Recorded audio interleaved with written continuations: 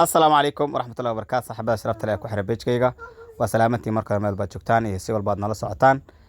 dabcan ala waxaan soo gudbinaa saxiixa iyo farqu xinta wax la mid ah halkan aad u jeedaan quruxda badan waa saxiixa magaca Axmed waliba waafaqsan sharcigii aan boobsis ku jirin Axmed waxaan leeyahay ka faa'iideystaan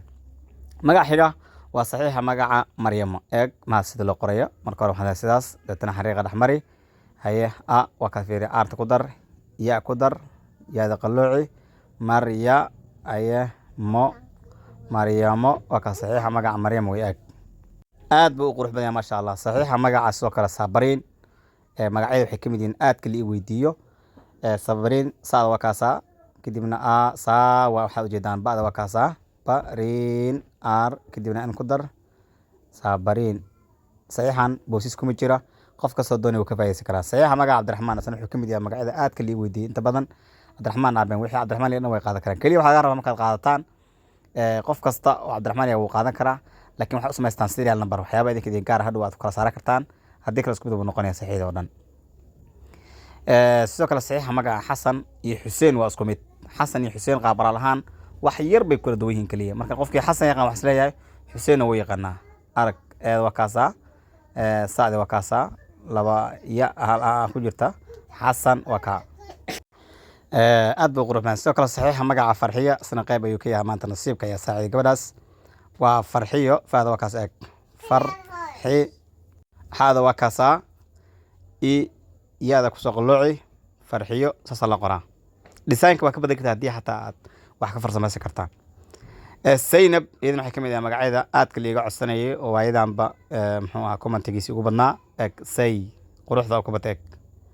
naada ku dar aada ku dar kadibna Zainab eeg dhibici halkaas Zainab waa kaasa maasha Allah mahad isna waa kamid magacyada inta badan lii weydiinayay maasha waxa weeye ragga iyo dumarku way ku siman yihiin haddii gabar la qoro waxa weeye waa wiil la qoraa gender balance kala ilaalinaya mahad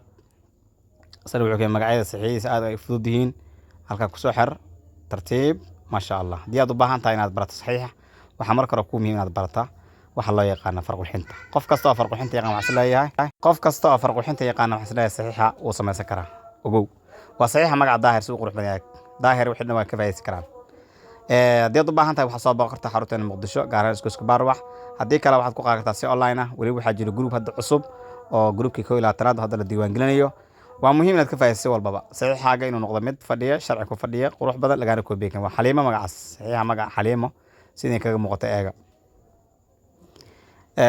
sidoo kale saxiixa magaca Saadiya isna qayb uu ku yahay eeg maasha Allah aad u qurux badan asagana maasha Allah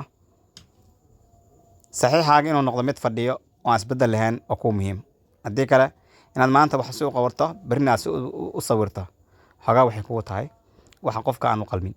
saxiixa magaca ayaan eeg quruxda asna wuxuu ka mid yahay saxiixda maanta nasiibka u yeeshay ayaan aad u qurux badan saxiixda maasha Allah baliyo adigoo magacaas iyo saxiixaas leeyahay waxa qorufiso xogaa ma fiicin anyway si walba kaga faa'iideysan karto waa ku muhiim inaad barato saxiixa iyo farqu xinta muuqaalka like saar saaxiibada gaarsi guuleyso